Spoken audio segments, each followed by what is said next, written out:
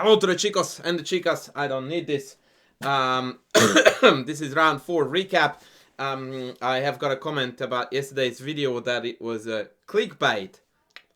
Don't understand how, but anyway, I also got criticized for not reporting back about the standing of the tournament, which was a fair criticism. So let's have a look at what the tournament is looking like at the moment. So after 4 rounds of play, India, Spain, China, Vietnam, Azerbaijan, Poland, Hungary and Ukraine are all on 4 out of 4 victories. It's 8 teams. They're obviously playing against each other.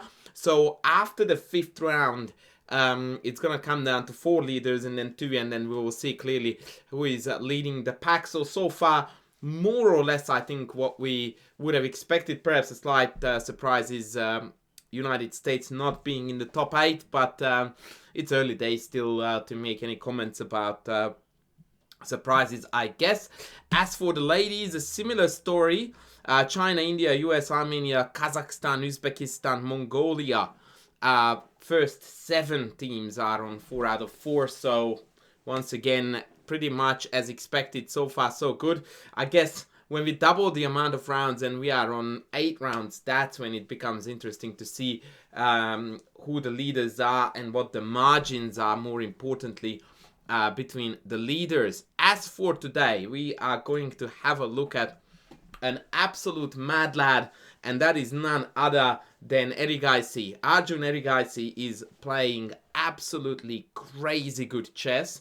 He was put not near the top boards, but further down in the India team, and boy, does this role suit him incredibly well. So basically, he is down there to beat up everyone thrown at his way, and boy, is he delivering. So this is the most recent game he played, which was round 4, and from get-go it was mind-blowing to me, A, how well he plays, and B, and this is very important, the incredible self-confidence that this guy must have is insane. Why am I saying that? Well, check this out.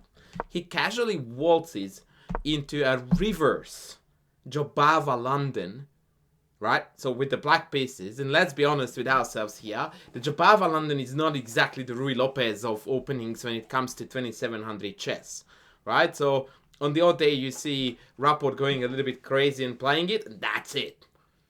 And then Erigaisi just uncooks the magic with black with a tempo down. No worries, he says I need to win, so let's go crazy, and crazy he goes. And yeah, right after the opening, he starts playing really imaginative chess. And somehow he seems to have this uncanny ability to get playable positions out of everything. And that's more than half the battle above 2600 level chess. That you want to get out of the opening and find yourself in a playable position where you have the chance to play for 3 results. And Erigaisi does that, yeah, incredibly well. I mean, granted, this position is, quite symmetrical. No pawn changes yet, but the pawn structure is a little bit imbalanced. There is 2 bishops versus knights, but the g2 bishop is garbage for the time being. So he finds mini imbalances in almost any opening that makes the positions very pliable without compromising, various things and playing from behind. Sensational stuff. And yeah, I don't know for the life of me why Ingic went down with this trade.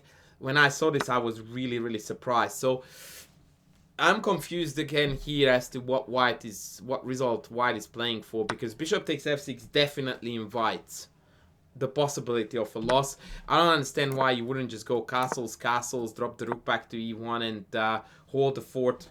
Seems to me to be very, very natural. Yeah, bishop takes f6, first of all, creates a very unique scenario where we have opposite colored bishops, which is a remarkably important feature because that always adds an extra flavor to the position. Once you grab the initiative, usually you run away with the game.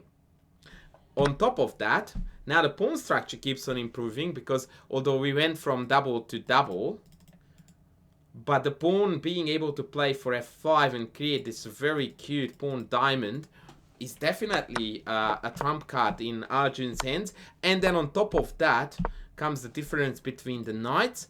And from here on out, he just absolutely bulldozes his way through his opponent without any mercy whatsoever. King f8, king g7. And yeah, it's just, he doesn't even play king g7. A super interesting case where what I would like you to observe here is the fact that black stands a little bit better in all three, not quadrants, but I don't know. What is the English word for quadrants when it's only 3 places or items? Anyway, you get my gist. King side, black is slightly better. Rook h file, better pawn structure because f5, and then white can never play f4 without giving up e4. We can always play f5 without giving up e5 because we have another pawn to cover that. And on the queen side too, there are a few loose items. In the white's camp, black is rock solid. So yeah, and he just goes after them and converts with remarkable ease. Knight d6, I mean, look at the knights too. Knight e4, knight c4. And whilst these pawns appear to be vulnerable and easy to go after, these ones absolutely butcher the bishop on g2. f5 now, e4 square is ours, and Arjun here is definitely in his element like an absolute champ.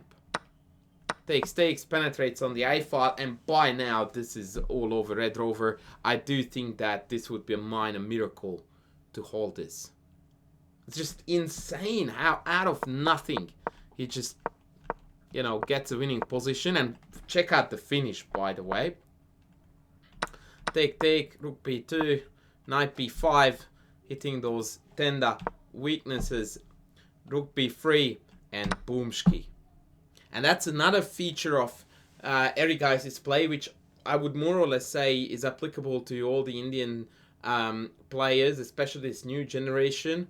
When there's a tactic on board, these kids are so sharp. It's insane. It's just insane. Rook takes, bishop takes d4, knight d4, rook a1, and black wins the house. The queen is coming off the board, as is the knight. So it's a very unique situation where both hanging and both will fall.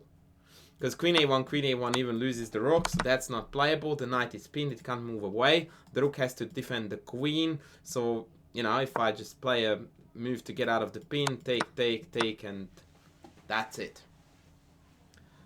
Like, you look at this game and you think like, wow, he made it look so easy. And that's how he beats a 26-11 rated Grandmaster.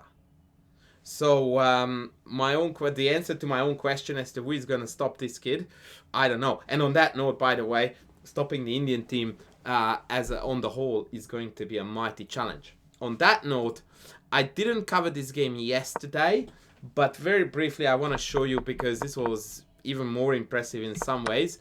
This is Erigaisi in round 3 against Hungary 2, I think. Yeah, Hungary 2. Against Grandmaster Peter Prohaska. And again, check this out. He just goes like, yeah, this looks like an even Steven Kazbat structure. Why don't we spice it up a little? G4.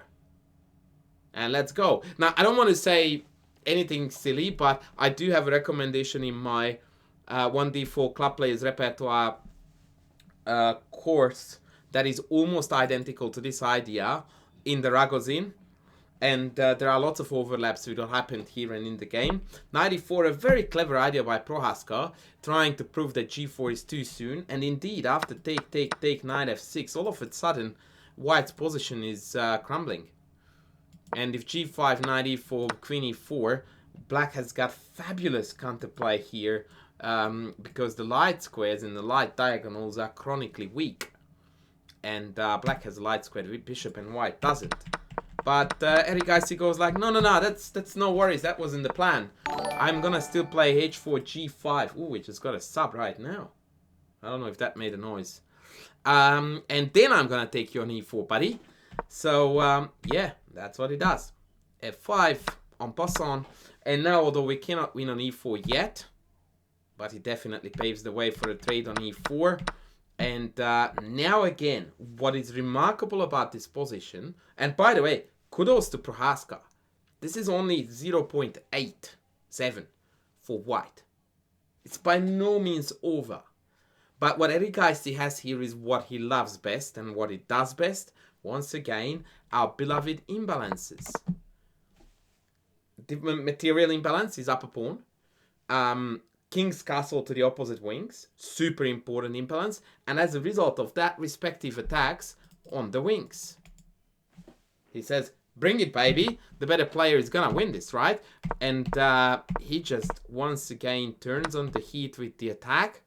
And from here on out, he knows just no gods other than the attack, the god of attacking in chess. And out of nowhere, we have got a beautifully doubled up G-Rook. Diagonal is full under full control, and e4, e5 is coming. Watch this. Did I say e4, e5? Yeah, well, he knows better. He plays d5 because that bishop is already playing, and now this one too. Why is that relevant? Let's see. ed, e5, bishop takes, and e6. And what this move does, seemingly it's attacking the rook. Not quite. It's also attacking this. Wowzers, because now this is pinned. And so, for example, after rook takes f5, queen h6, it is instant Matutsky. And so Prohaska played rook f6, but after e7 triple exclamation mark, he, in a very gentlemanly fashion, allowed one of the most beautiful checkmate attacks of the Olympiad. Takes, takes, check, note the pin again, and queen h7, rook h7 mate. Wow. And again, what I really, really loved about this is that up to this point, the engine reckons this is totally fine for black. So it's by no means, you know, just this steamroll attacks. The games gave you these impressions that he just has no opponent. But nah, they put up a good fight.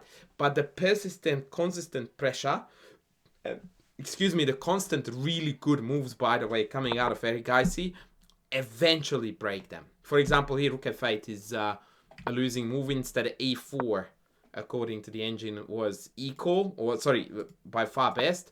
When after rook dg1, bishop b3, and I suppose a3 ideas would keep the game rolling. And you just go one mistake, right? Rook f8, a very natural defending move supporting f6, and he just runs away with it. Like, not a chance. I'm by now +5. That's it. Know that if takes, I can take. And it seems like, ooh, the c file is opening, but nah, that's too late. Check, check. Note that the pin is on again, so we can't take h6. Takes, rook g6 and cr. We are going to take g7, win the queen, win the house. So, yeah. Erigaisi is playing absolutely incredible chess. And the rest of the Indian team is nothing to sneeze at either. So, I'm still backing my own prediction that they are going to win the Olympiad. I may be wrong. We will see in a week or so. Thank you very much for watching this video, by the way. I'm going to keep them coming, so please stay with me. Don't forget to chuck a comment down below. Please press the like button and also subscribe if you haven't done so yet. And I will see you in the next. Cheerio. Bye.